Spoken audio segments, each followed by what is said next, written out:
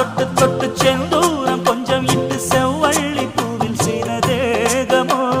மலையோடு தோள்கள் வாங்கி மதையானி தேகம் வாங்கி பொலிவான தோற்றம் உண்டன் தோற்றமோ குற்றால சாரலுக்கும் கொடைக்கானல்